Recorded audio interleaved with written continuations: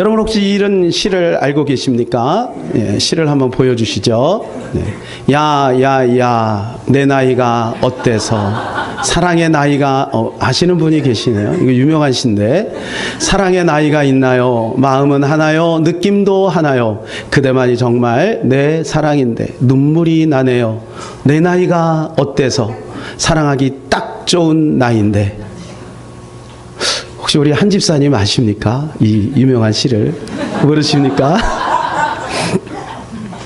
오늘 나이에 대한 주제를 여러분 같이 한번 나누고 싶어서요. 우연하게 이제 이 노랫말을 제가 알게 됐어요. 근데 여기다가 대상을 주님으로 딱 바꾸니까요. 야, 이건 복음성가에 들어갈 만한 명작이다. 이런 생각이 들었어요. 제가 이렇게 개사를 한번 해봤습니다.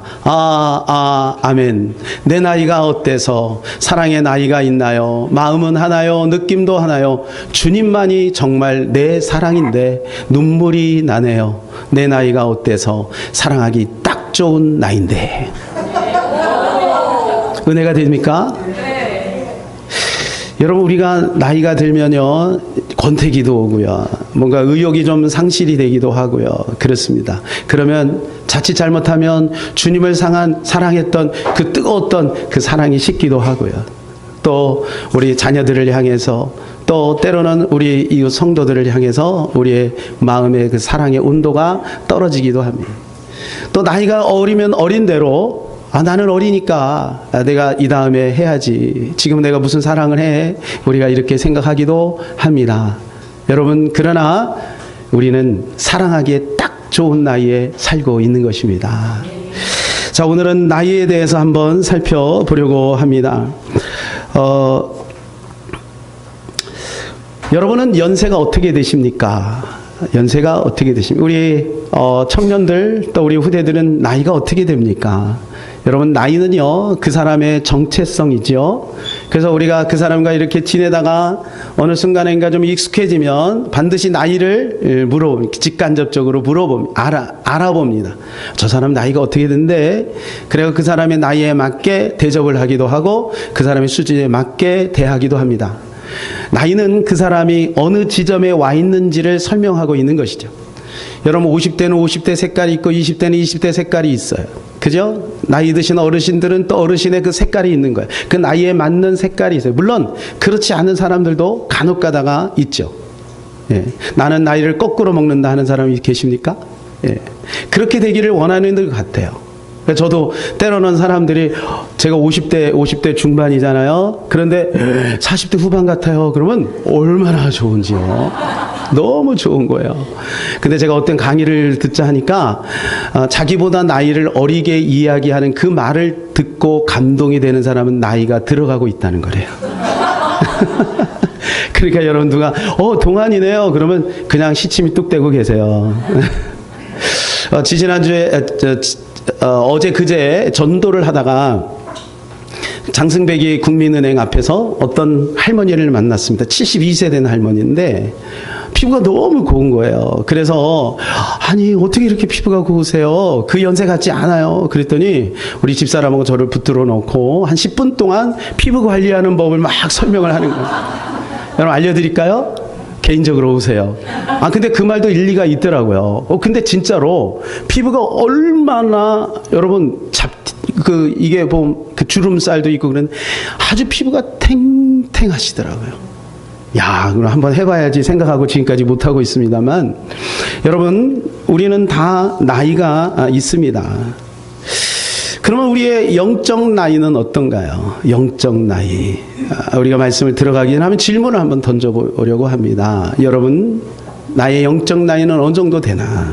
몇 가지 질문입니다. 첫 번째, 직분이 올라가면 나이가 많은 건가요? 교회를 오래 다니면 나이가 저절로 많아지나요? 성경을 많이 알면 나이가 많은 건가요? 기도를 많이 하면 나이가 올라가나요? 교회 봉사를 열심히 하면 나이가 많은 건가요? 자연스럽게 육체의 나이가 그러면 먹으면 영적 나이도 올라가는 건가요? 저처럼 사역을 하고 있으면 나이가 많은 건가요? 우리가 한번 이 질문을 우리 자신에게 가끔 던져볼 필요가 있습니다. 왜냐하면 오늘 본문에 소개되고 있는 모세를 하나님께서는 영적 나이, 육체의 나이뿐만 아니라 육체의 나이가 먹으면 먹을수록 영적 나이도 올라가야 되는데 올라가게 하셔서 그를 사용하시는 것을 보게 되는 것입니다. 여러분, 어떤 사람이 이렇게 얘기할 거예요. 뭐 그게 중요한가요? 그냥 열심히 신앙생활 하면 되지. 무슨 영적 나이가 뭐가 그렇게 필요해요? 뭐가 그렇게 중요해요? 여러분, 이렇게 생각하는 사람이 혹시 있을 수 있겠습니다. 그러나 여러분, 그렇지 않습니다. 영적 나이가 굉장히 중요한 것입니다. 여러분, 어린아이에게 큰 일을 맡기지 못합니다. 그죠? 어느 정도 청년이 되고 성숙한 장년이 될 때, 저 정도면 이 일을 할 수 있겠다. 여러분, 여기 사장님 많이 계시지만 직원들이 여러분 어느 정도 실력이 있을 때 그 일을 맡기지, 실력이 없으면 그 일을 절대 맡기지 않습니다. 큰일 나니까. 하나님도 마찬가지예요. 하나님도 하나님 나라의 일, 영적인 일을 맡길 때 여러분 영적 나이를 반드시 봅니다.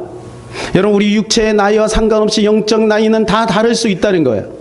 이제 막 신앙생활해도 그 사람이 영적 나이가 올라갈 수도 있고, 여러분 교회를 10년, 20년, 30년이 다녔음에도 불구하고 영적 나이는 여전히 제자리 걸음인 사람도 있을 수 있다는 것이죠. 그래서 여러분, 영적 나이가 굉장히 중요한 것입니다. 얼마 전에 이혜령 교수가 지금 AI, 인공지능, 알파고 뭐 이런 것 때문에 지금 굉장히 이슈가 되고 있어서 인터뷰를 그 내용 가지고 했습니다. 기독교와 알파고, 기독교와 인공지능. 앞으로 이런 시대가 올 텐데 어떻게 이 기독교가 대응을 해야 될 것인가 라고 하는 그런 내용입니다. 우리가 잘 아는 대로 여러분 구글에서 AI를 만들었습니다. 이세돌과 바둑을 했는데 여러분 바둑, 이세돌이 세계 최고잖아요. 근데 이세돌을 꺾었어요. 여러분 그거는 AI가 우리 인간보다 이 뇌가 더 좋다는 거예요. 앞으로는요, 어떤 것을 이렇게 프로그램화해서 하는 것이 아니라 우리 인간처럼 자연스럽게 반응하는 뇌를 지금 실리콘으로 만들고 있다는 거예요.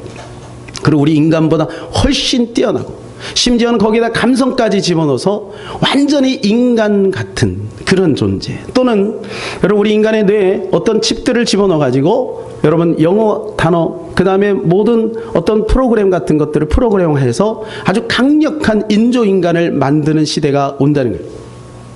그러면 이런 시대가 되었을 때 과연 우리 크리스찬들은 어떻게 반응해야 되는가라고 하는 질문입니다. 그때 이 여령 교수는 역발상을 했습니다. 지금이야말로 우리 크리스찬들이 더 강력한 빛을 발할 수 있다는 겁니다. 왜냐하면 여러분 이 AI가 출현하고 그렇게 되면 지금 지식의 보편화, 능력의 보편화가 된다는 거예요. 모든 것이 자동화 시스템이 되고 편리하게 돼. 세상엔 점점 편리하게 되는 거죠. 자율주행 차가 나오게 되고요. 여러분 지금 이제 개인이 타는 드론까지 지금 나왔잖아요. 이런 시대가 되니까 조금만 돈이 있으면, 아니 이게 지금 복지가 잘 돼서 보편화되는 거죠. 여러분이 들고 다니는 스마트폰, 요것이요 우리 지식의 평준화를 만들었습니다. 어떤 사람이 먼저 네이버에 들어가서 찾느냐, 이 속도의 문제지. 맛집 어디가 맛있어 그러면 동시에 네이버에 딱 들어가서 빨리 찾아서 이야기하면 멋있어 보이죠. 내비녀가 여러분 안내하면, 내비녀 아시죠? 내비녀? 이 내비녀가 안내한 대로 잘 따라만 가면은요 안전하게 목적지까지 당도를 합니다. 이게 지식의 평준화가 된 거예요. 그런데 문제는 뭐냐 하면 여러분 그럴수록 덕과 인성과 그 다음에 영성이 뛰어난 사람을 찾게 돼 있다는 거죠. 그러니까 그런 사람들이 각광을 받고 그런 사람들이 이제 대접을 받는 시대가 온다. 그러니까 우리 크리스찬들은 하나님의 형상을 받아서 우리가 영성을 잘 개발하고 영적 나이를 잘 개발을 하면 많은 사람들에게 필요를 제공할 수 있는 그러한 사람, 인기 있는 사람이 될 수가 있다라고 하는 거예요.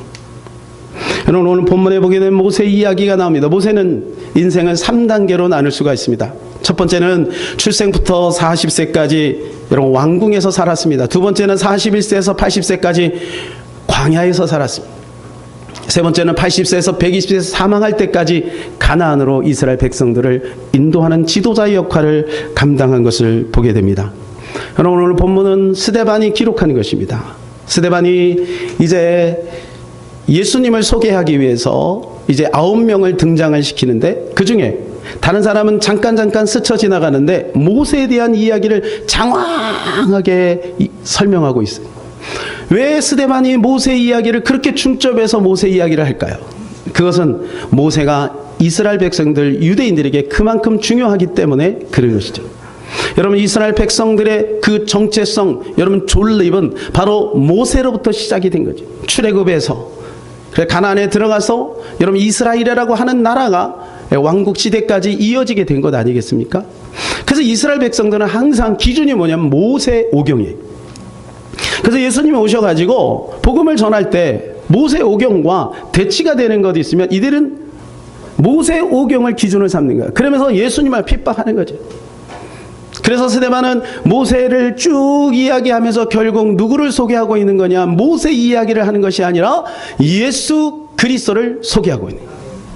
모세 오경조차도 예수님이 주신 것이고 율법을 완성하신 분이 예수님이다. 그러면은 너희가 모세를 보는 것처럼 지금 살아있는 하나님 되신 예수님을 통해서 구원을 받으라. 그것을 지금 설명해 주고 있는 것입니다. 그런데 여러분, 이 모세는 여러분 자기의 인생에 3단계의 나이가 있는 것을 보게 됩니다. 요한일서 2장에 보게 되면 우리 인생이 4종류의 영적 나이가 있대요. 아이들이 있고 자녀들이 있고 청년들이 있고 아비들이 있대요. 이 책에 보게 되면 또 4종류의 그 단계가 있습니다. 갓난아이, 그 다음에 어린아이, 그리고 청년, 아비입니다. 첫 번째 모세의 첫 인생의 그 단계는 영적 갓난아이라고 하는 것입니다.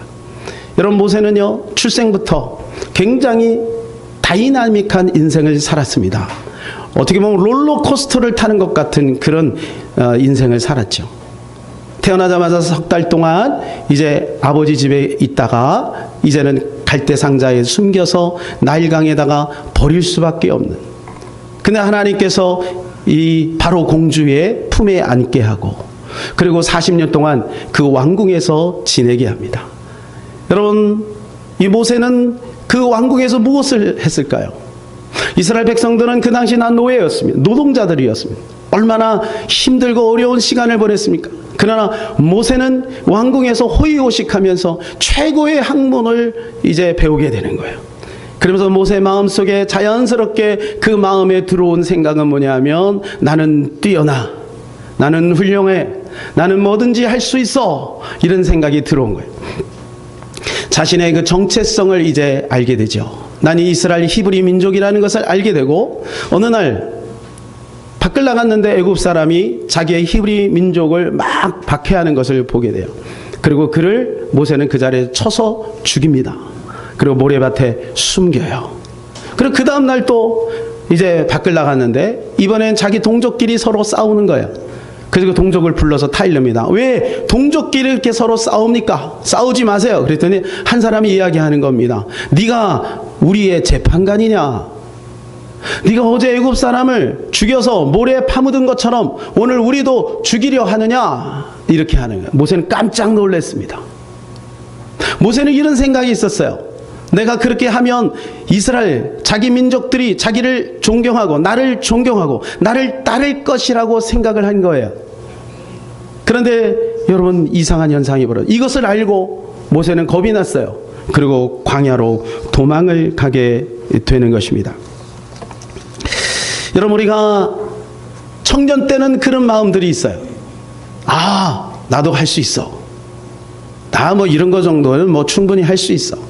여러분, 저도 그랬어요. 신학교를 처음 들어가고 이제 막 공부를 하기 시작하니까요.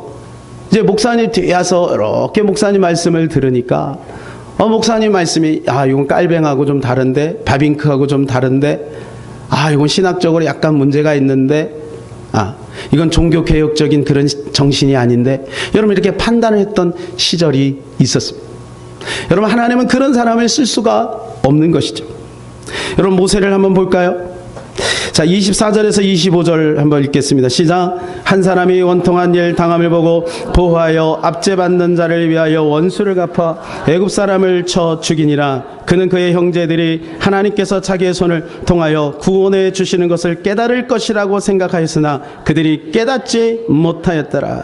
여러분, 모세는 어떤 생각이 있었냐면 이스라엘 백성들이 자기를 통해서 이스라엘 백성들을 구원할 거라는 생각을 한 거예요. 여러분, 모세가 가지고 있는 그 열심, 여러분 대단하지 않습니까? 여러분, 그러나 하나님께서는 그러한 사람을 사용할 수가 없는 것입니다. 모세는 막강한 권력이 있습니다. 그리고 높은 학문이 있었습니다. 그러나 하나님은 그런 사람을 쓸 수가 없는 거예요.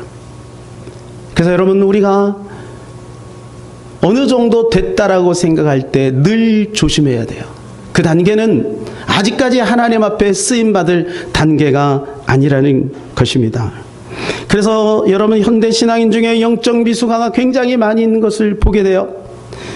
그래서 어린아이의 특징을 한 몇 가지 살펴보면요, 이 책에 나옵니다만은 첫 번째가 뭐냐면 자기에게 집중한다는 거예요.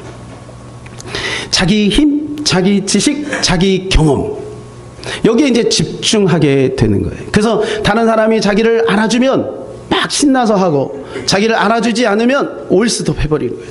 관계를 끊어버리는 거죠. 여러분, 이게 어린아이의 모습이에요. 여러분, 어린아이가 어때요? 그렇지 않습니까? 모든 게 다 자기 중심으로 가야 되는 거예요. 그러니까 장난감을 안 사주면 막 땡깡을 피는 거죠. 자기를 인정해달라는 거예요. 자기를 알아달라는 거예요. 여러분, 그런데 성경은요, 이런 사람 조심하라는 거예요. 잠언 3장 5절에 이렇게 말씀해주고 있습니다. 시작. 너는 마음을 다하여 여호와를 신뢰하고 내 명철을 의지하지 말라. 너는 범사에 그를 인정하라. 그리하면 내 길을 지도하시니라. 우리 인간에게 인정의 욕구가 다 있습니다. 인정의 욕구. 여러분, 이 인정의 욕구가 굉장히 중요해요. 그래서 어릴 때 인정의 욕구가 충분히 충족되지 않으면 성인이 돼서 정신 문제가 반드시 오게 되어 있어요. 그러나 여러분, 날마다 그 인정에 대한 반응만 가지고 사는 것은 영적 어린아이의 모습을 그대로 가지고 있는 것이죠. 두 번째 영적 어린아이의 특징은 뭐냐면 성실함입니다. 여러분, 모세가 얼마나 성실합니까? 여러분, 백성들을 구원하기 위해서 그런 길로 나가서 여러분, 백성들의 재판관이 돼서 막 백성들을 다스리고 있는 것입니다. 여러분, 이 성실함이 하나님을 향한 성실함이 돼야지, 이것이 사람을 향한 성실함과 자기 자신을 향한 성실함이 되면 여러분, 이것은 굉장히 위험한 거예요. 그러니까 나만을 위해서 아침부터 저녁까지 열심히 살아갑니다. 여러분, 여기 부모님들이 계시지만 자녀들을 양육할 때도 여러분은 오직 어떻게 하면 성공할까, 어떻게 하면 남들에게 보기 좋은 사람을 만들까, 여러분 여기에 마음이 빼앗겨서 성실하게 여러분 그렇게 기르면 여러분, 그것은 하나님이 쓰시기에는 부담스러운 존재가 될 수 있다는 것입니다. 성경 읽는 것도 마찬가지예요. 성경을 읽을 때 어떻게 읽습니까? 장수를 채워야지. 기도를 할 때 어떻게 합니까? 나 기도 많이 한 사람이야. 그래서 여러분, 어떤 목사님은 그래요. 기도 많이, 우리 교회 이야기하는 게 아닙니다. 기도 많이 하는 권사님들은 특징이 있대. 무섭대. 기도를 많이 하니 뭔가 영적인 막 이게 열리니까. 여러분, 처음에 영적인 것이 막 열리면요, 나도 모르는 사이에 마음에 뭔가 성이 만들어집니다. 그래, 다른 사람 말을 잘 안 들으려고 하는 거예요. 여러분, 이것이 바로 뭐냐면 영적 어린아이의 특징이라는 거예요. 이 책에 나옵니다. 또 세 번째는 뭐냐면 경쟁의식이에요. 경쟁의식. 그러니까 어린아이는 항상 경쟁해요. 오빠보다 내가 잘나야 되는 거예요. 형보다 내가 잘나야 되는 거예요. 더 많이 먹어야 되는 거예요. 우리 어렸을 때 그냥 밥이 나오면요, 먼저 먹으려고 더 많이, 한 숟갈이라도 더 먹어야 돼요. 그러니까 어때요? 이런 사람은 항상 긴장되어 있습니다. 늘 긴장돼요. 여러분, 왜 경쟁의식을 갖고 있느냐? 그것은 뭐냐 하면 정체성이 확실하지 않기 때문에 그래요. 여러분, 우리가 하나님의 자녀가 아닙니까? 하나님의 자녀가 되면 여러분, 하나님의 것이 나의 것이에요. 근데 이 정체성이 불분명하니까 어떻게, 옆에 있는 사람만 보이는 거죠. 옆에 있는 사람. 그러니까 늘 경쟁하는 거예요. 여러분, 경쟁의식은 무슨 얘기냐 하면 나 잘났다 이거예요. 그러니까 자존심은 굉장히 센데 자존감이 약해요. 자존심 뭡니까? 나 잘났다. 이게 자존심이에요. 자존감 뭡니까? 그럼에도 불구하고 나는 건강하다. 이게 자존감이잖아요. 여러분, 그 밑바닥에 내면에 있는 그 감정이 뭐냐면 두려움이에요. 영적 어린아이의 특징은 뭐냐면 두려움이 그 기저에 깔려 있는 거예요. 두려움을 가지고 있는 사람은 세 가지를 못해요. 첫 번째, 겸손할 수가 없다는 거예요. 왜요?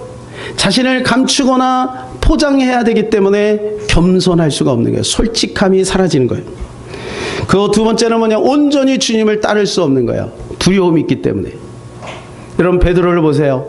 예수님을 3년이나 쫓아다녔음에도 불구하고 예수님을 부인합니다. 세 번째는 극단적 이기주의자가 된다는 것입니다. 자기를 방어하기 위해서 다른 사람을 이용하거나 조종하는 사람이 되는 거예요. 그 기저에는 뭐가 있냐? 바로 두려움이 있다는 거예요. 자, 이제 모세는 제2단계로 들어가게 됩니다. 영적 훈련기입니다. 여러분 모세의 일기 40년 동안은 뭐냐면 나는 뭐든지 할 수 있어. everything 이겁니다. 나는 뭐든, 영어를 써서 죄송합니다만은 나는 뭐든지 할 수 있어. 이런 생각을 가지고 있는 거예요. 그런데 여러분 이 훈련기에 딱 들어가서 나는 아무것도 할 수 없어. nothing. 아무것도 나는 할 수 없구나. 그것을 철저히 깨닫게 된 거예요. 여러분 모세를 보세요. 왕궁에 있었어요. 살인자의 여러분 딱지를 붙이고 그는 두려워서 광야로 도망가요. 그때부터 양을 치는 양뽕무늬를 따로 다니는 40년의 세월을 보내게 됩니다. 아무도 그를 알아주지 않습니다. 그는 비참한 인생을 살아가는 거예요. 무명의 인생을 살아가는 거예요. 그때 여러분 이 모세가 깨달은 것이 있어요. 야, 나 아무것도 아니구나. 나 옛날에 화려했는데, 나 옛날에 왕궁에 있었는데, 나 왕자였는데, 난 많이 배웠는데, 그거 아무것도 아니었구나. 나 지금 보니까 진짜 아무것도 아니네. 여러분 모세가 그것을 깨달은 겁니다. 29절 우리 다 같이 한번 읽겠습니다. 시작. 모세가 이 말 때문에 도주하여 미디안 땅에서 나그네 되어 거기서 아들 둘을 낳으니라. 나그네 인생이 되었어요. 정처 없이 다니는 나그네 인생이 되었어요. 여러분 이때 모세는요 무엇을 깨달았습니까? 옛사람을 완전히 죽이는 시간이 되었습니다. 추악하고 더러운 자기의 모습을 확인하는 시간이 되었습니다. 그리고 나는 아무것도 할 수 없다라고 하는 그러한 자리에 있는 나를 보는 거예요. 여러분 사도 바울의 고백이 바로 그것입니다. 사도 바울이 주님 앞에 딱 서고 나니까 자기 자신이 얼마나 추악한 죄인지를 알게 된 거예요. 그래서 로마서 7장 23절에 그는 이렇게 고백하고 있습니다. 시작. 내 지체 속에서 한 다른 법이 내 마음의 법과 싸워 내 지체 속에 있는 죄의 법으로 나를 사로잡는 것을 보는도다. 오라 나는 곤고한 사람이로다. 이 사망의 몸에서 누가 나를 건져내랴. 여러분 철저하게 자기 자신이 nothing, 아무것도 아니구나. 나는 죄인 중에 괴수구나. 이것을 깨닫는 거예요. 여러분 그때 하나님 모세를 들어서 사용하시는 거예요. 여러분 십자군 전쟁 아시죠? 여러분 십자군 전쟁이 무려 200년 동안 여러분 계속 유럽과 그리고 팔레스타인 중심으로 해서 예루살렘 중심으로 해서 계속 싸웠습니다. 잘 아시겠지만 여러분 십자군 전쟁은 이 예루살렘 성지를 탈환하는 거예요. 명분은 그래요. 그러나 여러분 그 내면 속에 들어가 인간의 아주 더러운 탐욕이 숨어 있는 거예요. 종교를 이용해서 한 자리 차지하려고 하는 이 십자군 전쟁을 일으켜서 부와 명예를 얻으려고 하는 영주들과 교황, 여러분 정치인들이 가지고 있는 아주 탐욕스러운 그러한 동기에서 시작된 것이 바로 이 십자군 전쟁이잖아요. 여러분 이 십자군 전쟁을 아주 잘 그린 영화가 있습니다. 킹 오브 헤븐이라고 하는 영화입니다. 나중에 여러분 이 영화에서 이제 역사적으로 사실인데 나중에 이제 무슬림이 이 예루살렘 성지를 지금까지 차지하고 있지 않습니까? 예. 그래서 이제 무슬림에서 이겨요. 그 대표된 훌륭한 아주 굉장히 유명한 장군이 있습니다. 누구냐면 살라딘입니다. 살라딘. 그리고 이제 기독교 측에서는 빌리안이라고 하는 장군입니다. 마지막 전투에서 서로 딱 대면을 해요. 그리고 이제 서로 갈 길로 흩어지기 전에 이 빌리안이 살라딘에게 이렇게 물어봅니다. 당신에게 예루살렘은 무엇입니까? 이렇게 물어봐요. 그때 살라딘이 즉시 이렇게 말합니다. Nothing. 오늘 영어 많이 쓰네요. Nothing. 아무것도 아니다. 근데 왜 싸워? 200년 동안 수 없는 사람이 죽었어요. 근데 그의 고백은 아무것도 아니다. 뭐예요? 왜 싸운 거예요? 여러분, 인간이 가지고 있는 탐욕입니다. 이게 그에게 아무것도 아니래요. 그런데 몇 발자국 지나간 다음에 그가 고개를 딱 돌리면서 웃으면서 이렇게 합니다. Everything. 그러나 모든 것이다. 여러분, 무엇을 말하나요? 어떻게 보면 우리 인간들은 지나고 보면 아무것도 아닌 것 때문에 모든 것을 다 걸어요. 거기에 자존심도 겁니다. 명예도 겁니다. 자기가 가지고 있는 재산도 다 겁니다. 그러고 나서 차지하고 보면 아무것도 아닌 거예요. 그 자리에 가보면 아무것도 아닌 거예요. 그 사람을 만나보면, 결혼해보면, 얻어보면, 그 위치에 가보면 아무것도 아닌 거예요. 아무것도 아닌 거예요. 그런데 거기에다가 모든 것을 거는 거죠. 여러분, 예루살렘은 도대체 우리에게 무엇입니까? 사랑하는 여러분, 여러분에게는 예루살렘이 있지 않습니까? 여러분은 그 예루살렘을 얻기 위하여 무엇을 투자하고 계십니까? 여러분, 인간의 탐욕이 있는 거예요. 자살 테러범들에게 이야기하죠? 그죠? 너 자살하면, 여러분, 종교를 이용하는 거예요. 너 자살한, 이렇게 폭탄을 가지고 이 성전에서 우리가 이기면 너는 천국에 가면 수십 명의 아가씨들과 살 거야. 그게 교리예요, 교리. 예? 저는 저 남의 종교를 비판하는 게 아닙니다. 여러분, 우리가 무엇 때문에 열심을 냅니까? 우리는 왜 여기에 있습니까? 왜 우리는 우리 자녀들을 기르고 있는 것입니까? 여러분, 우리는 예루살렘 성지를 얻기 위한 거룩한 명분을 가지고 있지만, 여러분, 그러나 그 안에는 정말 주님을 향한 진실은 무엇입니까? 하나님은 왜 모세를 40년 동안 뺑뺑이를 돌렸어요? 제가 하나님이라면 급해요. 나의 사랑하는 백성들이 수백만 명이 지금 노예 생활을 하고 있잖아요. 그럼 모세, 그를 통해서 일하려면, 야, 모세, 정신 똑바로 차려. 뺨때기 몇 대 탁탁 때리고, 야, 지금부터 너 가서 일해. 이스라엘 백성들 가나안으로 인도해. 이렇게 할 것 같은데, 하나님은 그렇게 하지 않아요. 40년을 기다려요. 이것은 마치 일주일이면 들어갈 수 있는 그 땅을 이스라엘 백성들을 40년을 뺑뺑이를 돌리는 거예요. 뭘 가르쳐 주는 거죠? Nothing. 너는 아무것도 아니야. 내가 한다. 내 여호와가 한다. 하나님의 나라 내가 이룬다. 이 교회 내가 지킨다. 여러분의 가정 내가 지킨다. 여러분, 이것이 하나님이 우리에게 주시는 역사적인 메시지인 거예요. 우리가 아무것도 아닌 것을 알 때 비로소 하나님이 거기서 일하시기 시작하시는 겁니다. 이것이 하나님의 방법인 거예요. 그래서 하나님은 그냥 40년을 두고 보시는 거지. 모세의 제세의 3기 인생입니다. 떨기나무 가운데 나타나셔서 그에게 하나님의 존재를 알려주시고, 그리고 이스라엘 백성들을 가나안으로 인도해 가십니다. 여러분, 이때 그는 철저하게 깨달아요. 이렇게 고백하죠. 나는 아무것도 못합니다. 그러나 하나님이 나와 함께하면 모든 것을 할 수 있습니다. 나는 무익한 종이나 하나님이 나를 쓰시면 어디든지 가겠습니다. 출발이 바로 거기에 있는 것입니다. 그래서 30절에 보니까 이렇게 이야기를 해주고 있습니다. 시작. 40년이 참에 천사가 시내산 광야 가시나무 떨기 불꽃 가운데서 그에게 보이건. 여러분, 40년이 찼어요. 34절입니다. 시작. 이제 내가 너를 애굽으로 보내리라. 여러분, 스데반이 그 성경을 통해서 모세를 본 거예요. 40년이 참에 이제 내가 너를 보내리라. 여러분에게 40년은 몇 년일까요? 사람마다 다 다르겠죠. 어떤 사람은 5년이 될 수도 있고, 어떤 사람은 수십 년이 될 수도, 어떤 사람은 일평생이 다 돼요. 주님 앞에 서서야 깨달을 수도 있겠죠. 사랑하는 여러분, 우리의 40년을 단축하시기를 바랍니다. 그래서 주님이, 야, 됐다. 이제 내가 너를 들었으리라.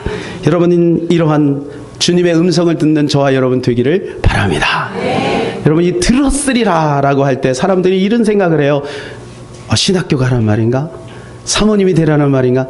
여러분, 그 말이 아닌 거 아시지요? 저도 한동안은 그런 생각을 했어요. 은혜 받고 나니까요, 이왕이면 하나님 앞에 좀 쓰임 받기를 원하는 마음이 생겼어요. 그래서 제가 신학교를 갔는지도 몰라요. 예. 근데 가보니까 힘들긴 해도 그게 축복의 길이라는 것을 알게 됐어요. 여러분, 여리고 돌 때 가장 앞에 있는 사람이 누구냐면 제사장들이잖아요. 그리고 언약궤가 있잖아요. 그리고 백성들이 따르잖아요. 그리고 제사장들이 지시한 대로 가게 하잖아요. 여러분, 그 제사장이 훌륭하고 똑똑하고 잘나서가 아니라 하나님이 그냥 택한 거예요. 택한 거. 그냥 불러서 세운 거예요. 이게 은혜잖아요.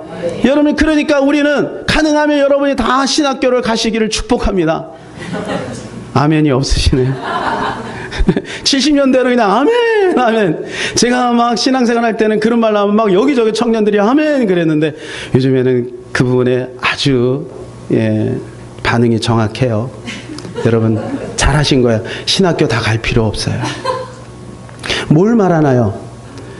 여러분, 우리가 비록 집에서요 설거지를 하더라도요, 거기에 설거지에 여러분 우리의 마음을 담아야 돼요. 남편을 여러분 뒷바라지를 해주더라도 여러분 거기에 정성과 사랑이 있어야 돼요.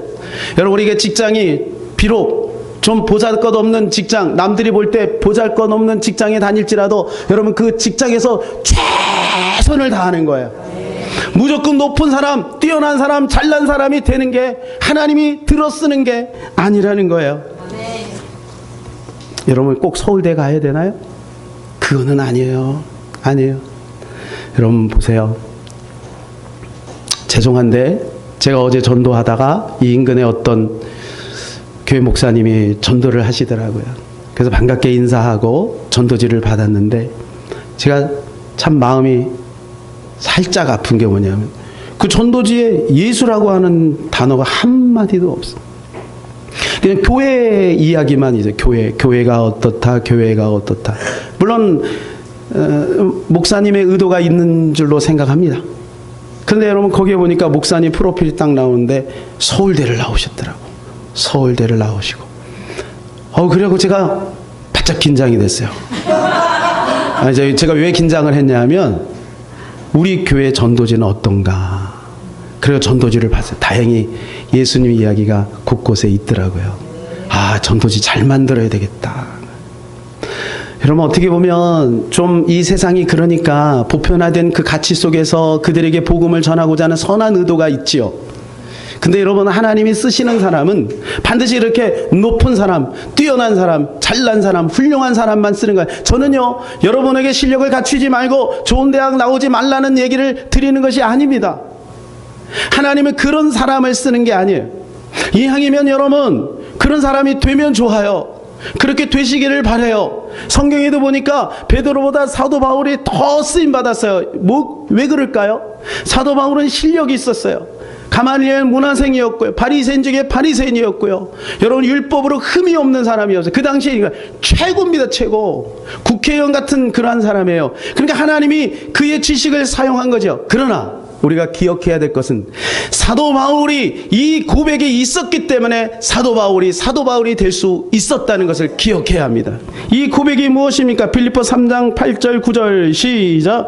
또한 모든 것을 해로 여김은 내 주 그리스도 예수를 아는 지식이 가장 고상하기 때문이라.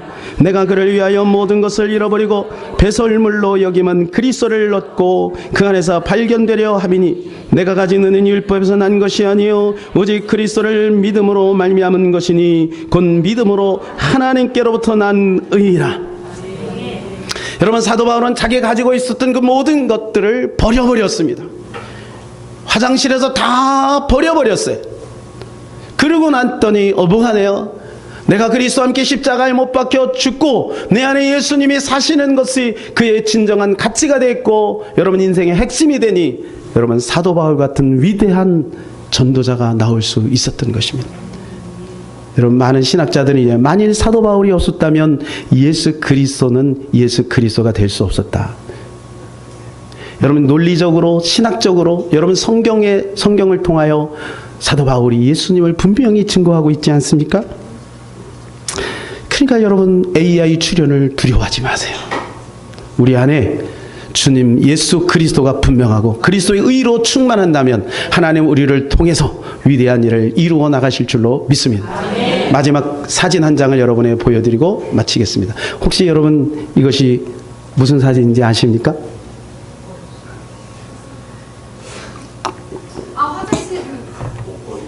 네, 제목이 있습니다. 제목이 옷걸이라고 나왔습니다. 아, 예, 저하고 수준이 비슷하네요. 저도 이거를 알기 전에는 몰랐어요. 이게 황소머리입니다. 황소머리. 여러분 다 황소머리 같습니까? 그렇습니까? 여러분 이게 얼마에 팔렸는지 아십니까? 얼마 전에 293억 원에 팔렸습니다. 파스칼이 어느 날 길을 가다가 고장난 자전거를 본 거예요. 그리고 그 안장하고 그 다음에 손잡이를 이렇게 거꾸로 해서 붙여놓고 벽에다 꽝 박아놓은 거예요. 그게 제목이 황소머리. 근데 293억 원. 우리 다민이 목사님이 저런 식으로 해갖고 안장하고 그 다음 손잡이하고 이렇게 딱 붙여놓으면 얼마에 살 거야? 네? 200원. 야, 우리 인영이는 안 산대. 제가 상처받았어. 그래도 야, 다민이가 좀 낫다. 여러분 맞아요. 제가 만일에 붙여놓으면 누가 사겠어요? 그런데 파스칼이 했기 때문에. 사랑하는 여러분, 누구에게 붙잡히느냐가 중요한 거예요.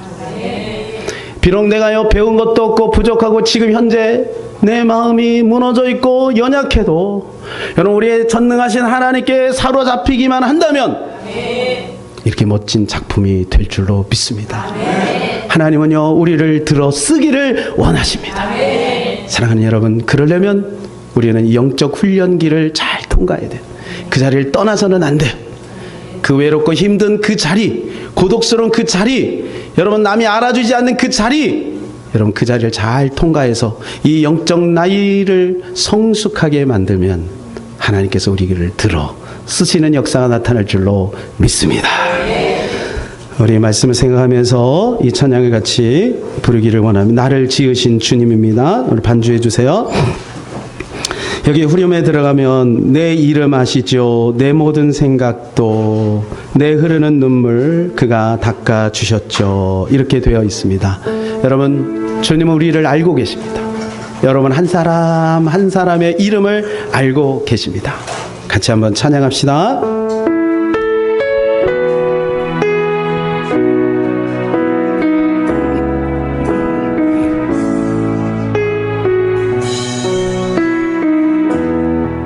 나를 지으신 주님, 나를 지으신 주님, 내 안에 계셔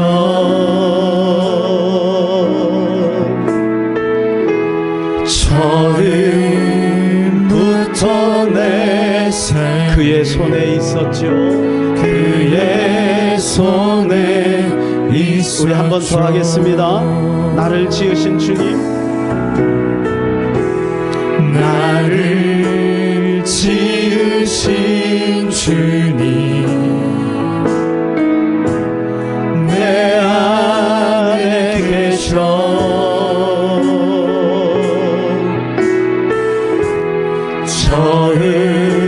처음부터 내 삶을 그의 손에 있었죠.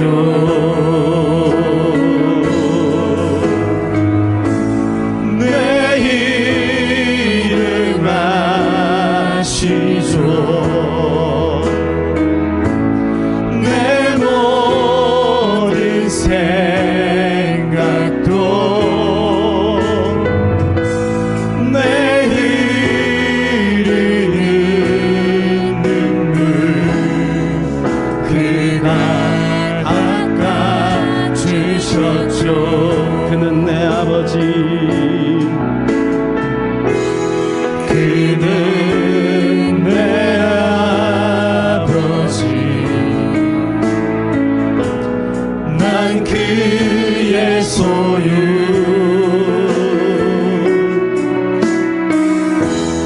내가 어딜 가든지 날 떠나지 않죠. 내 이름 아시지요?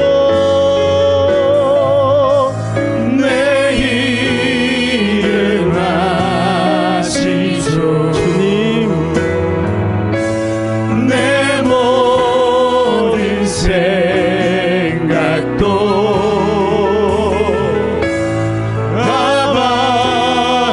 바라볼 때 그가 들으시죠. 우리 두 손 높이 들고 주님을 향하여 내 이름 아시지요?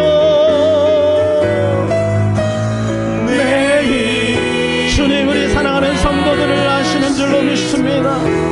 저들의 고통과 눈물과 한숨과 내 앞에 있는 여리고 때문에 고통하는 그 모든 것도 주님은 다 알고 계신 줄로 믿습니다.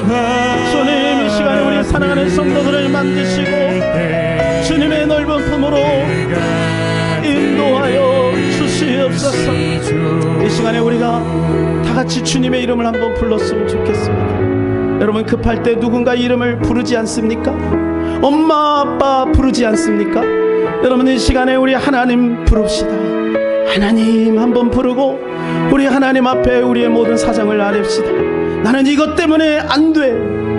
그리고 처절하게 무너져 있는 나의 연약한 모습, 미래의 희망이 없고 소망이 없는 나의 모습, 그러나 주님 나를 사로잡아 주소서. 나를 써주시고 우리 자녀를 써주시고 우리 교회를 써주시고 나의 미래를 써주시옵소서. 이 시간에 우리 하나님 한번 부릅시다. 그리고 기도합시다. 하나님 아버지, 이 시간 우리 사랑하는 성도들을 붙잡으소서. 서들이 하나님, 참으로 하나님 무너지고 안 되어지는 상황 속에서 더욱더 포기하지 말고 주님을 바라볼 수 있도록 도와주시옵소서. 하나님이 우리와 함께함을 날마다 마음속 깊이 새기며 주님 붙들고 사랑하는 귀한 성도들 되기를 소원합니다. 하나님, 이 땅에 살아가는 것이 너무렇지 않습니다. 세상의 가치들이 끊임없이 우리 가정 깊은 곳에, 우리 자녀 깊은 곳에 들어와 하나님 우리를 괴롭히고 우리의 마음을 흔들어 발과 세라 하나님이여 섬기라. 하나님을 향하여 마음이 하나님 아버지여 이제는 식상하게 만드는 이 시대, 하나님 아버지, 내가 비록 가진 것 없고 배운 것 없고 연약하고 몸은 아프지만 그러나 하나님 앞에 온전히 쓰임받는 이 마음을 받으시고 주님 기억하여 주소서. 하나님 우리 귀한 성도들을 사용하여 주시옵소서. 나의 주 나의 하나님, 고백합니다. 우리는 많이 연약하고 부족합니다. 아직 과정 중에 있습니다. 그러나 성령 하나님께서 반드시 우리를 모세를 그렇게 한 것처럼 성숙기로 인도하시고, 그래서 하나님 모세를 통하여 아버지의 뜻을 이룬 것처럼 우리도 작은 이 골짜기에서 하나님 우리가 있는 그 분야에서 주님의 영광을 드러내며 살아가는 우리 모두가 되기를 소원합니다. 우리 귀한 성도들 축복하여 주옵시고 용기를 주시옵소서. 우리 주 예수 그리스도의 이름으로 기도하옵나이다. 아멘.